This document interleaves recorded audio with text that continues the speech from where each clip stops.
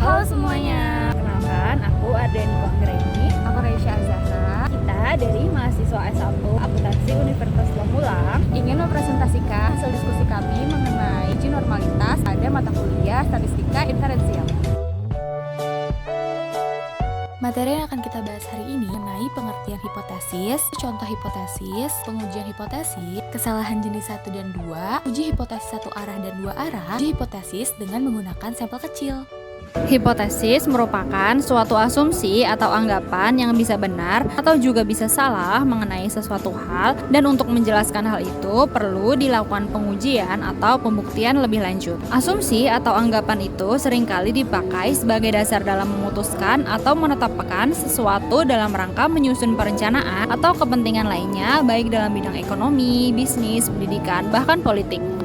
Contohnya, dalam penyusunan rencana anggaran pendapatan dan belanja negara atau RAPBN, pemerintah menggunakan beberapa asumsi seperti berikut ini. Yang pertama, ada pertumbuhan ekonomi sebesar 5,6% per tahun. Harga minyak mentah di pasaran dunia sebesar $30.000 per barel. Tingkat inflasi mencapai 9% per tahun. Nilai tukar rupiah adalah Rp15.000 per dolar. Lalu yang terakhir ada penerimaan negara dari sektor pajak sebesar Rp750 triliun. Bila hipotesis yang dibuat itu secara khusus berkaitan dengan parameter populasi, maka hipotesis itu disebut juga hipotesis statistik. Hipotesis statistik adalah suatu asumsi atau anggapan atau pernyataan yang mungkin benar atau mungkin juga salah mengenai parameter suatu populasi. Untuk mengetahui apakah asumsi yang telah kita buat mengenai parameter populasi itu benar atau salah, sehingga kita akan memutuskan menerima atau menolak hipotesis, diperlukan pengujian dengan memakai data dari sampel. Nah, langkah atau prosedur yang dilakukan dengan tujuan untuk menentukan apakah kita menerima atau menolak hipotesis mengenai parameter populasi disebut pengujian hipotesis. Hipotesis yang dirumuskan dengan harapan untuk ditolak disebut hipotesis nol, tulis dengan H0. Penolakan hipotesis nol akan menjurus pada penerimaan hipotesis alternatif atau hipotesis tandingan yang ditulis dengan H1 atau HA. Berikut beberapa contoh tentang hipotesis nol dan hipotesis alternatif. Yang pertama, ada pengujian hipotesis bahwa suatu jenis obat baru lebih efektif untuk menurunkan berat badan. Maka rumusan hipotesisnya adalah H0 sama dengan obat baru sama dengan obat lama, dan H1-nya adalah obat baru lebih baik dari obat lama. Lalu contoh berikutnya adalah pengujian hipotesis bahwa teknologi baru dapat meningkatkan jumlah penerimaan pajak. Maka rumusan hipotesisnya adalah teknologi baru sama dengan teknologi lama, dan H1-nya adalah teknologi baru lebih baik dari teknologi lama. Lalu contoh yang terakhir adalah seorang dosen menyatakan bahwa lebih dari 60% mahasiswa yang terlambat masuk kuliah karena bangun tidurnya kesiangan. Maka H0-nya sama dengan P sama dengan 60% atau 0,6. Sedangkan hipotesis alternatif atau H1-nya adalah P tidak sama dengan 0,6. Yang selanjutnya ada kesalahan jenis 1 dan jenis 2. Kesalahan jenis 1 adalah kesalahan akibat menolak hipotesis 0. Padahal hipotesis 0 benar, sehingga sesungguhnya harus diterima. Pada kesalahan jenis 2 adalah kesalahan akibat menerima hipotesis 0, padahal hipotesis 0 salah, sehingga harusnya ditolak. Untuk memudahkan pemahaman, maka dapat diilustrasikan pada tabel berikut. Pada tabel berikut, apabila keputusan H0 telah dinyatakan benar dan prosedur uji gagal menolaknya, maka kita telah memperoleh keputusan yang benar. Lalu, apabila H0 dinyatakan secara keliru, namun kita mampu menolak H0, maka kita juga telah membuat keputusan yang benar. Selanjutnya, perhatikan kesalahan jenis 2 pada baris pertama. Bila kita menolak H0 padahal keputusan H0 sudah dinyatakan benar, maka kita membuat kesalahan jenis 1. Lalu perhatikan kesalahan jenis 1 pada baris kedua. Apabila kita gagal menolak H0 padahal pernyataannya dinyatakan keliru, maka kita telah membuat kesalahan jenis 2. Dari pemaparan tersebut, maka dapat dirangkum sifat-sifat pengujian hipotesis sebagai berikut. Yang pertama, ada hubungan antara kesalahan jenis tipe 1 dan kesalahan jenis tipe 2. Memperkecil probabilitas melakukan kesalahan jenis 1 akan memperbesar probabilitas melakukan kesalahan jenis 2. Probabilitas melakukan kesalahan jenis 1 dapat diperkecil dengan menyesuaikan nilai kritis. Yang kedua, makin besar ukuran sampel, maka nilai alfa dan beta akan semakin kecil.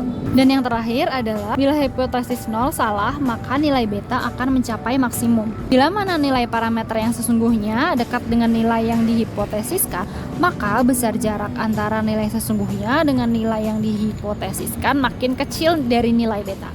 Selanjutnya ada uji hipotesis satu arah dan dua arah. Uji hipotesis satu arah atau one-tailed merupakan uji hipotesis yang telah diketahui bagaimana arah hubungan atau arah perbedaannya. Sedangkan uji hipotesis dua arah atau two-tailed merupakan jenis uji hipotesis yang belum diketahui atau belum diprediksi arah hubungan antar variabelnya. Kita juga bisa melihat karakteristik uji hipotesis satu arah. Yang pertama, pengujian signifikasi satu arah digunakan jika hipotesis alternatifnya atau H1 menyatakan nilai lebih dari atau besar dari, misalnya H1 lebih besar dari 0 atau H1 lebih kecil dari 15. Yang kedua, tanda pertidaksamaan menunjukkan arah daerah penolakan H0. Nah, jika H1 lebih besar dari 0, maka daerah penolakan H0 berada di sisi kanan. Sedangkan, jika H1 lebih kecil dari 0, maka daerah penolakan H0 berada di sisi kiri. Ada juga karakteristik uji hipotesis dua arah. Berbeda dengan uji satu arah yang sudah menentukan arah perbedaan, misalnya kelompok A lebih besar dari kelompok B. Uji dua arah tidak memiliki asumsi awal tentang arah perbedaan. Nah, daerah penolakan hipotesis 0 atau H0 terletak pada kedua ujung distribusi sampling. Artinya, jika nilai statistik uji jatuh pada salah satu dari kedua wilayah ini, H0 ditolak. Ada beberapa langkah-langkah yang diperlukan untuk pengujian hipotesis, di antaranya. Yang pertama, tetapkan dulu nih rumusan hipotesis dengan tepat, baik hipotesis 0 atau H0 dan hipotesis alternatif atau H1. Apakah termasuk dalam uji satu arah atau uji dua arah? Yang kedua, kita bisa menetapkan taraf nyata A yang diinginkan, sehingga dengan memakai nilai alfa tersebut diperoleh nilai kritis dari tabel. Yang terakhir, kita juga harus menetapkan statistik uji Z yang cocok untuk menguji hipotesis 0. Rumus statik uji ini sangat bergantung pada parameter populasi yang diuji atau karakteristik populasi lainnya. Kemudian, ada pengujian hipotesis dengan sampel kecil. Uji hipotesis dengan sampel kecil adalah prosedur statistik yang digunakan untuk menguji suatu klaim atau hipotesis tentang suatu populasi ketika ukuran sampel yang tersedia relatif kecil, biasanya kurang dari 30 data. Namun, jika jumlah sampel yang kita gunakan lebih dari 30, maka disebut uji hipotesis dengan sampel besar. Kita juga bisa melihat dari contoh kasus. Misalnya, seorang peneliti ingin mengetahui apakah rata-rata tinggi badan siswa kelas 12 di suatu SMA lebih dari 170 cm. Ia mengambil sampel acak sebanyak 25 siswa kelas 12 dan mengukur tinggi badan mereka. Langkah-langkah pertama yang harus kita lakukan adalah merumuskan hipotesis. H0 atau hipotesis 0 terjadi apabila rata-rata tinggi badan siswa lebih kecil dari 170 cm. Sedangkan H1 atau hipotesis alternatif terjadi apabila rata-rata tinggi badan siswa lebih besar dari 170 cm. Selanjutnya kita menentukan tingkat signifikasi atau alfa. Misalnya kita ambil A atau alfa sama dengan 0,05. Artinya, kita bersedia untuk mengambil resiko 5% untuk menolak H0 yang sebenarnya benar. Kita juga harus menghitung uji statistik T. Gunakan rumus T di mana H0 adalah nilai rata-rata yang dihipotesiskan. Dalam kasus ini 170 cm. Jika nilai T hitung lebih besar dari 1711, kita tolak H0. Artinya, ada bukti yang cukup untuk menyatakan bahwa rata-rata tinggi badan siswa kelas 12 lebih dari 170 cm. Namun, jika nilai T hitung lebih kecil atau sama dengan 1711, kita gagal menolak H0. Artinya, tidak ada bukti yang cukup untuk menyatakan bahwa rata-rata tinggi badan siswa kelas 12 lebih dari 170 cm. Dengan tingkat kepercayaan 95%, dapat disimpulkan bahwa rata-rata tinggi badan siswa kelas 12 di SMA tersebut lebih dari 170 cm.